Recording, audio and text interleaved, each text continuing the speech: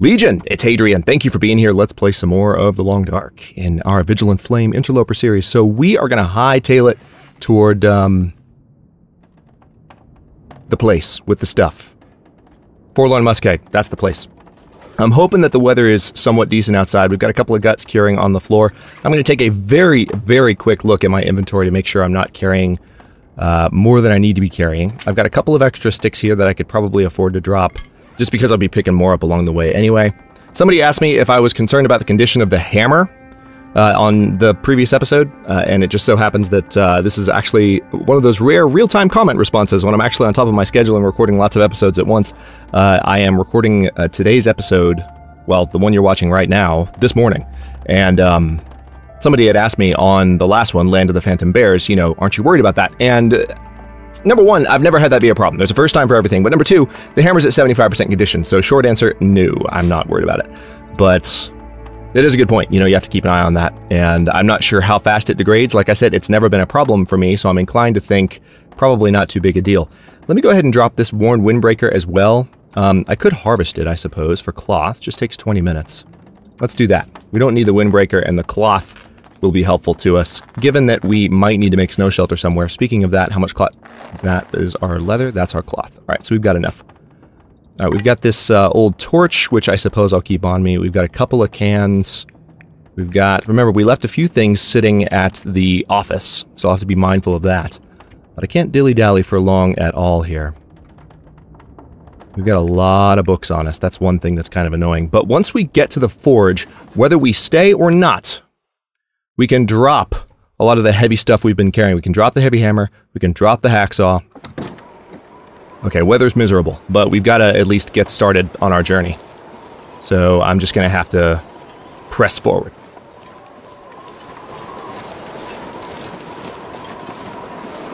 Some people had also suggested, and it's not an entirely bad idea. It's something that I've been thinking aloud about for the last couple of episodes.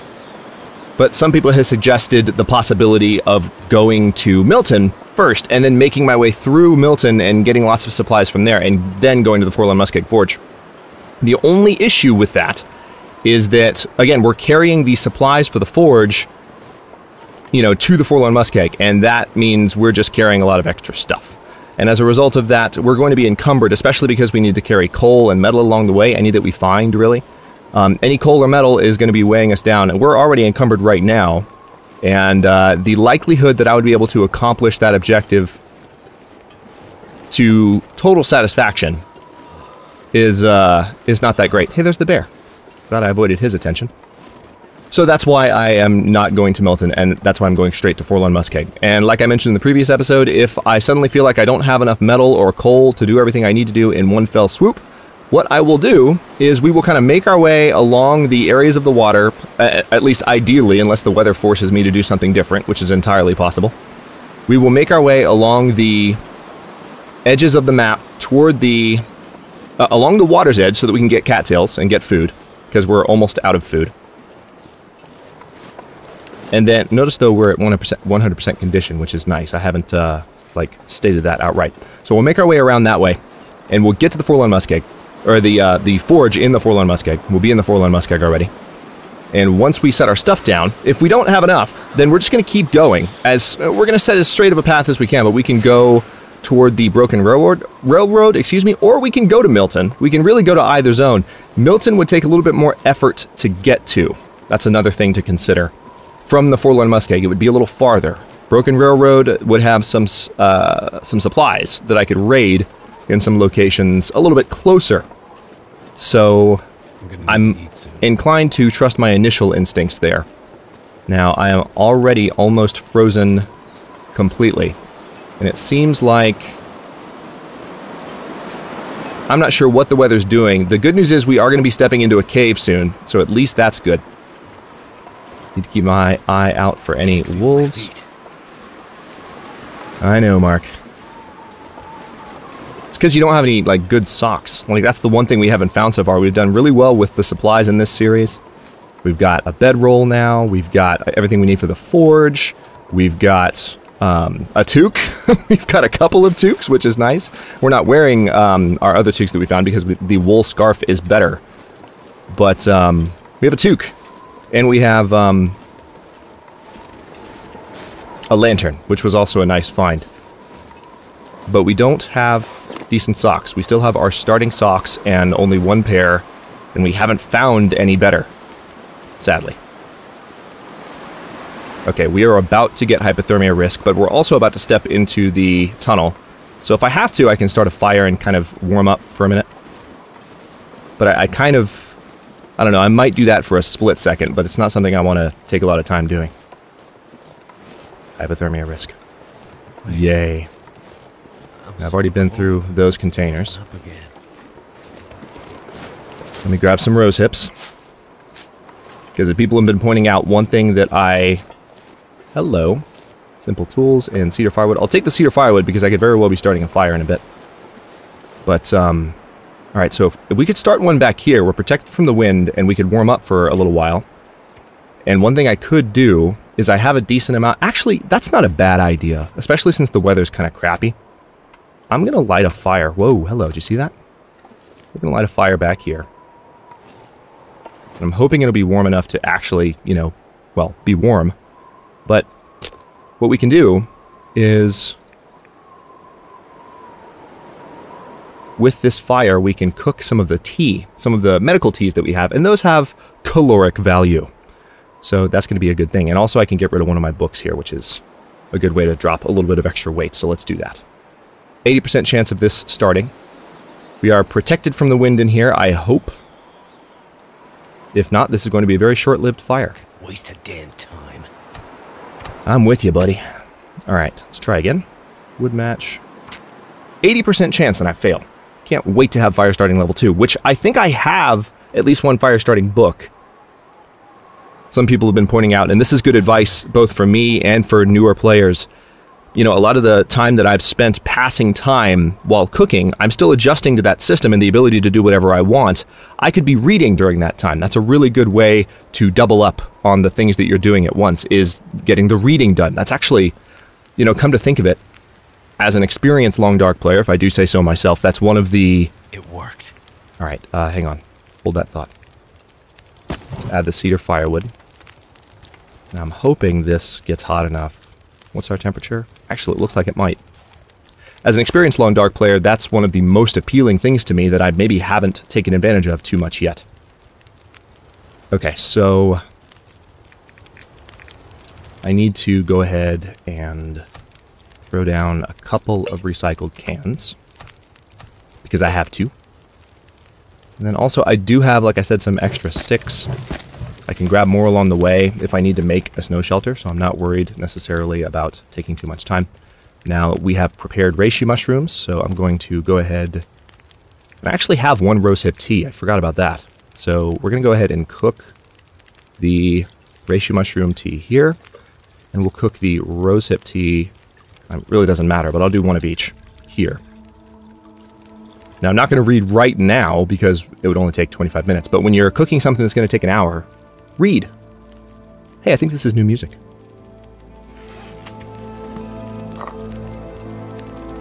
Now, I could... I don't think I'm going to drink the one that I have in my inventory because I'd rather drink a hot one. Because I also would like to warm up a little bit from this fire. If at all possible. We could use one piece of coal to extend the life of the fire. Which is very tempting, but I'm not sure that'll be necessary. Let's see. Alright, let's go ahead and pass time until we're ready. And we are going to drink this reishi tea for some calories and some hydration. We got some cooking skill from that, which is nice. And now we're warming up as a result. So let me go ahead and melt some snow there. We're going to... You know what? I'm going to drink this rosehip tea as well. Let's get the calories out of it. See our stomach barely starting to fill up a bit.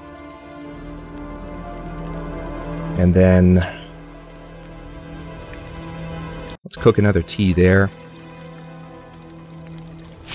So if I pass time until this is ready... 9 minutes until that's boiled. Alright, the weather... Alright, good. We've got some fog outside. Now, the fog means it's going to be a little bit warmer. It might be a good time to move. Let's see. Let me... yeah, let's drink the rosehip tea. There'll be plenty more rosehips to harvest. Not necessarily in Against All Odds Season 5 when I've tweaked some of these variables, but Alright, let's just take that water. How we doing on water? Let me check that really quick. I've got a decent amount, but maybe for the remainder of this fire, what I could do is... well... I could eat anything right now. let's just do each. One of each.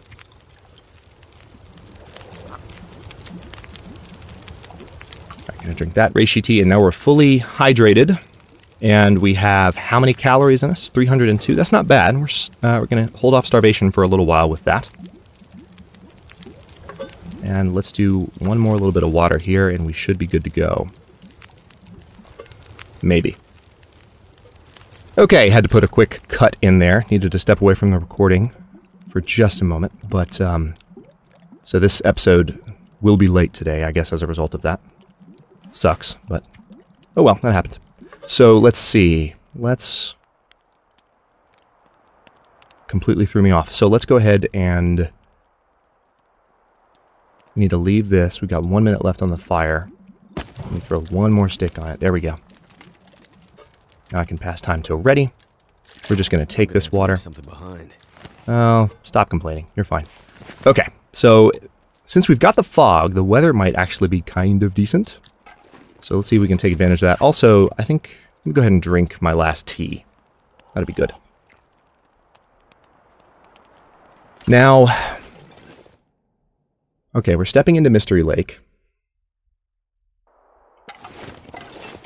There's a bear that patrols across the tracks, and then if you go to the left, there's a wolf that hangs out along the ridge that we need to walk if we're going to follow the edge. So actually, it might be best if we don't see the bear. Let's step up here and look for the bear. It might be best to go straight for the derailed cars, because there could be additional coal around there, and then see if we can get a moment to make a break for the forge. I don't see the bear.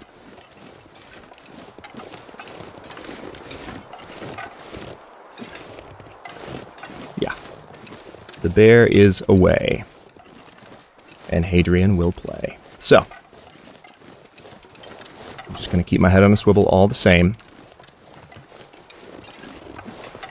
We are still going to follow the edge of the water and grab some cattails. We could even step over there and grab some cattails. The issue is that there could be a bear. They could eat anything. Or a wolf in this region, I think. I think both animal types patrol this little section, but I am going to look for cattails really quick, because I see a few, and those could help me survive until I safely get to the forge.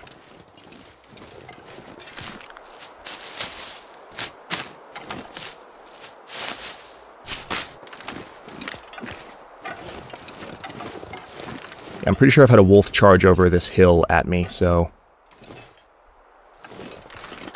oh man, that is one very blind, tall hill. But those are two more cattails. I can't resist.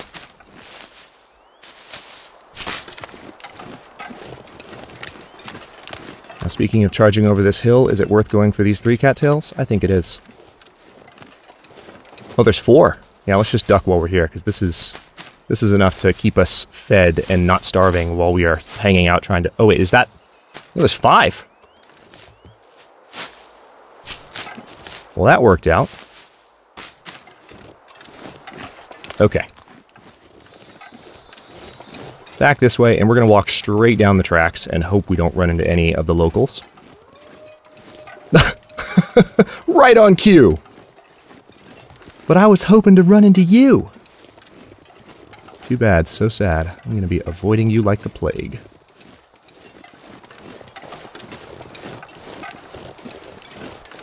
Alright, now where does the bear patrol? Does he come out the left side or the right side? I can't even remember. He's been back here before? I don't even know. I thought that was a house for a second.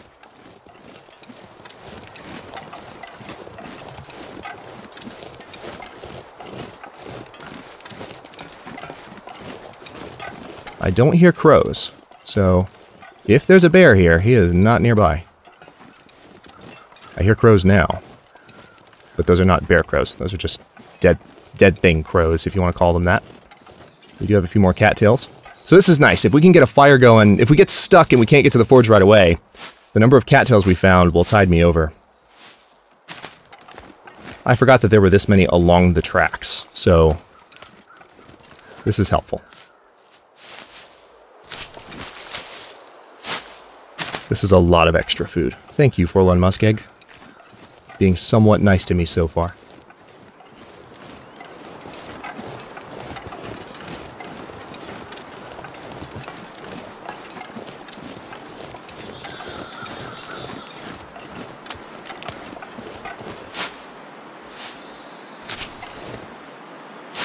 Wow. Lots of them. Like the most we found in one place in a short period of time while not under threat in a while. Alright, there are the derailed train cars.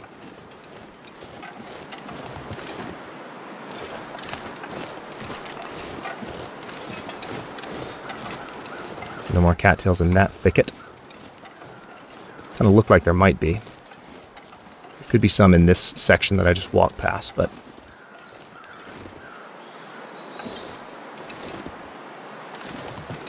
I don't think I need to backtrack. I've got plenty.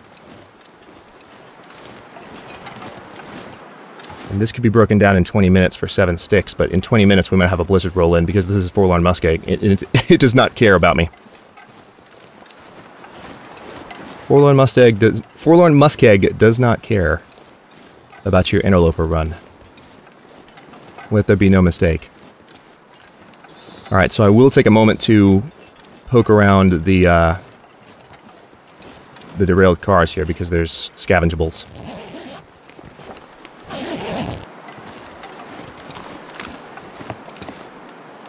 I'm going to step up on the high ground just to check for threatening wildlife. Don't see any. Good.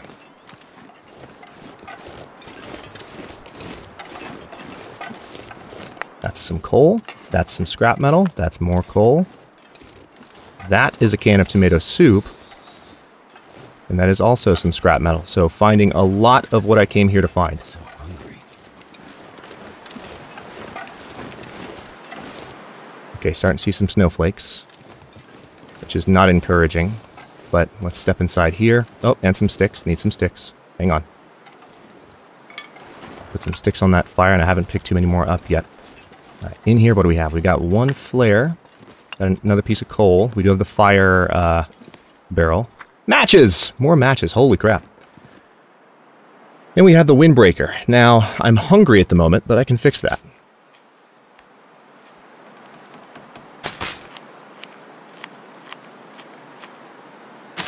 I could technically do the can of tomato soup as one of the best possibilities.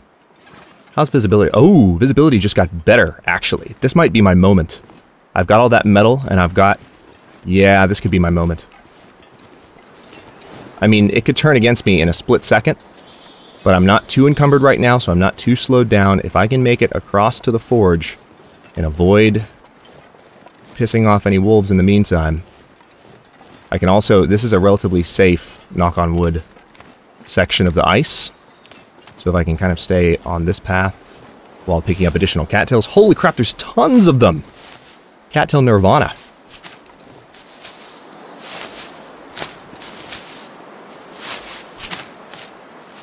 Yeah, this is good. We're actually going to get more encumbered by all of the kindling we've picked up from these. I don't normally do my pick one up, drop the other approach with the cattails, because there's 2 items every time, you know, until later on. But now I'm actually kind of thinking about it, because we don't need the kindling. There's a point later on with fire starting skill where that wears off. Where the need for kindling specifically wears off. So that's... I don't know why I said that without explaining what that meant. But you know what I meant. Those of you that have watched for a while. Okay.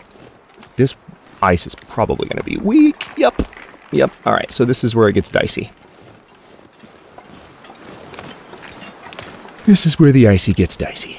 Yeah, you knew I was going to go there. You knew I was going to go there. We still have a decent ways to go, and I can't tell how fast this weather is deteriorating. Let's keep an eye on the temperature and see if that will serve as an indicator.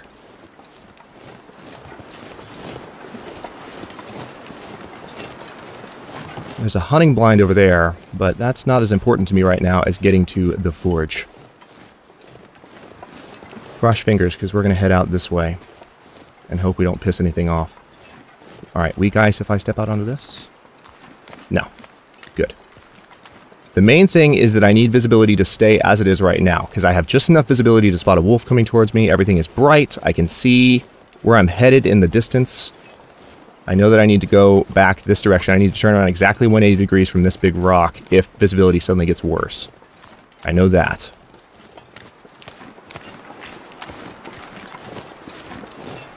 Yeah, this is not the best situation. But as long as I have visibility that's this good, I can see the wolves I might need to dance around. And I'm hoping there won't be too many. We've had some discussion about wolf population and interloper difficulty a good bit. I do feel like visibility is getting worse. Or maybe it's just where I am in the fog. Yeah, it's probably just where I am in the zone. I know that hunter's blind is really tempting. Believe me, I'm with you, but we need to press forward. Because if I can get to this forge,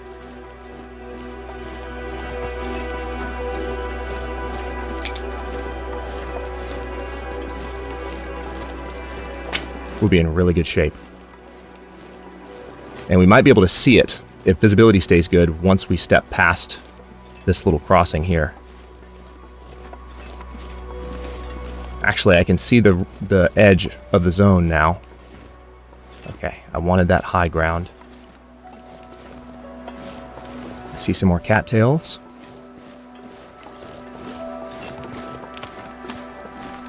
Can't feel my hands. Relax, dude. You're fine. You've been in much worse straits in this series alone. Quit your bitchin', for God's sake. Yeah, so many cattails. Once we settle down and we're safe inside the forge area, which we'll have to get up high to be truly safe, but we will be able to stuff our faces. Okay, and there she is. Oh, new soundtrack. Yeah, I know I just walked by some sticks. I know, but I'm really nervous about this weather getting worse. And what I'm envisioning right now is a blizzard descending upon me right when I'm within a few feet of the forge and not being able to see the wolves to avoid them. So, pardon me if I skip a few sticks or other collectibles for the next couple of seconds. Alright, please, visibility, stay good for the next 10 seconds because I want to see clear to the forge. Alright, scan with me. You see any on the ice? I don't think there are any on the ice. Oh, there's one. Right between me and the forge, actually. And the thing is, I can't cross outright. I'm going to have to go over here, which I always have to do. We're going to get cold. We're going to start losing condition. At least there's more cattails. And there can be a wolf over here, too. There can be a wolf along this bridge, and it's hard to spot. So, yay.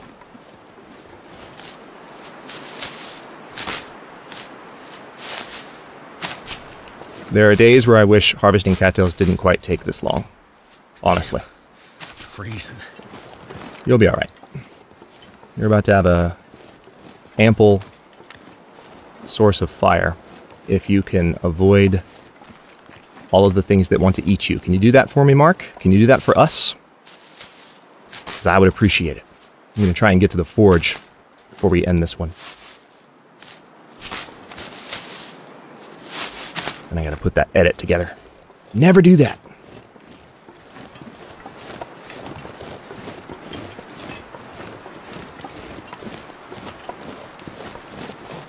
I can't remember the last time I edited a Long Dark episode for the channel. Aside from, like, audio edits. Like, actual putting the video together in software rather than just using the raw recording with my commentary. It's a very rare thing.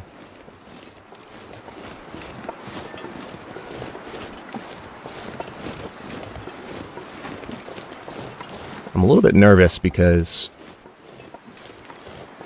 like I said, there can be a wolf along this bridge. Alright, there's one right there. We're actually not going to be able to walk the... Yeah, we're going to have to walk along the back ridge here. I think my stomach is eating itself. Dude, will you grow a pair? Please. I'm not saying that I wouldn't be uncomfortable in this situation if I were in it in real life. I'm not saying that. But I don't know if I would vocalize quite this much. That's what I'm saying. So don't let my impatience for Mark...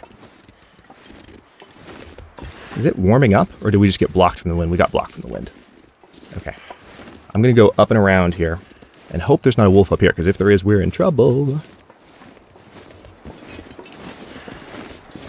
But we are almost home free. I hate that there are wolves near this forge. I really do. That's the advantage of the one in Desolation Point, is that it's relatively safe. But it's also indoors, so you have a much bigger cabin fever problem when using the forge. Alright, the weather's being nice to me right now. Somebody knock on wood, please. I'm not superstitious, but this game makes me superstitious. Alright. We are getting real close to where we need to be.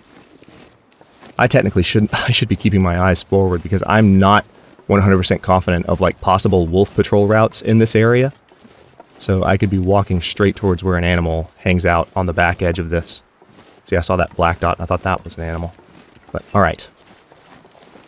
Now, I don't think I should Skyrim down this face. I'm not going to risk that. But I think we might have a break here.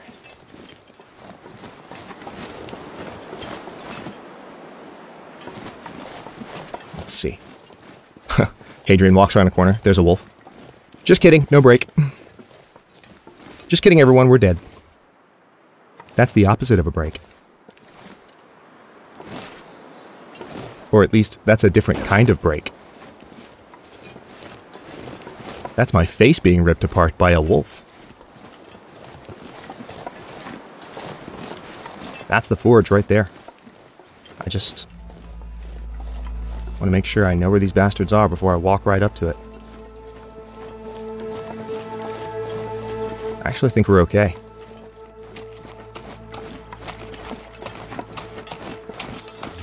Yes, I'm sprinting. I can't sprint very fast. We've arrived. And now we're safe. Holy crap, that was not expected. Alright. So, we are actually warm in here. Tell you what, I need to save so that I can stop this recording. Best thing to do would be to rest for an hour if it's safe. What I could do is, I mean, I'm pretty well rested, but the thing is, in order to make all the stuff I need to make... Oh, there's another ski jacket. Nice. There's usually pretty nice loot here. Let's go ahead and eat. Let me do a few more things before I wrap this.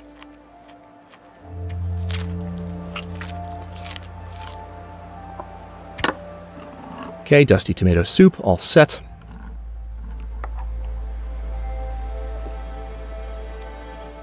This is beautiful. We're actually in a really good position now. The cattail stalks are piling up, but we're going to step down here really fast.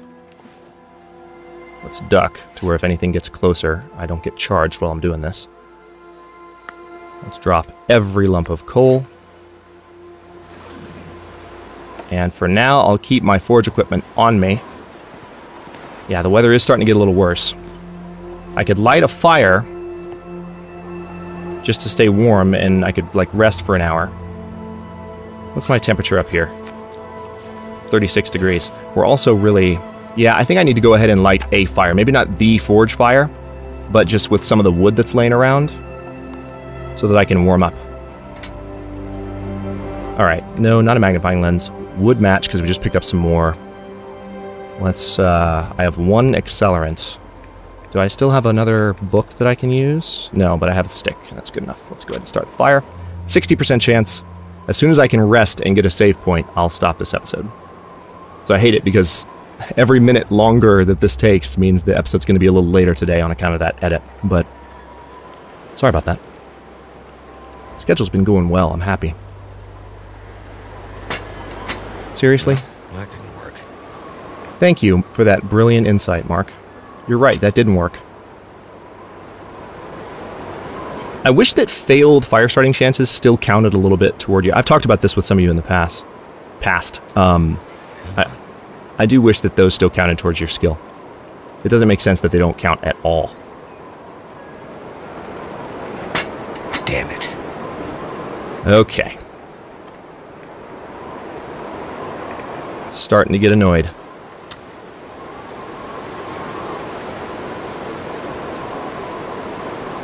It is only a 60% chance, so only a little bit better than 50-50. It makes sense that it would be a little frustrating to start a fire at that level. Oh my god. Didn't that work? Mark, shut your mouth. Seriously. We're also wasting matches right now, that's the other problem. It'd be nice if there was a fire striker laying around here, but I don't know for sure that there is. Come on.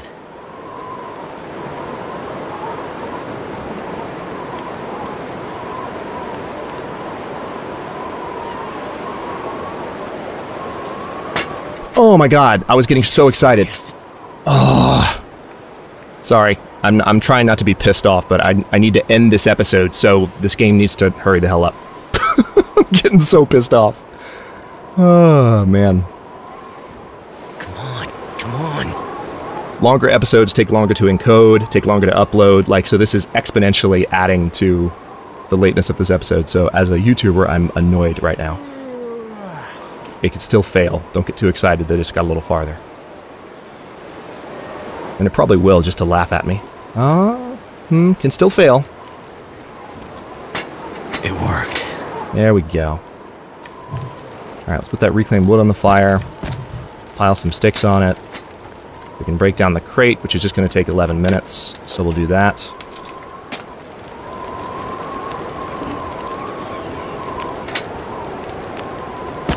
Put that on the fire, and we have this plank, which I can break down. That'll take 14 minutes.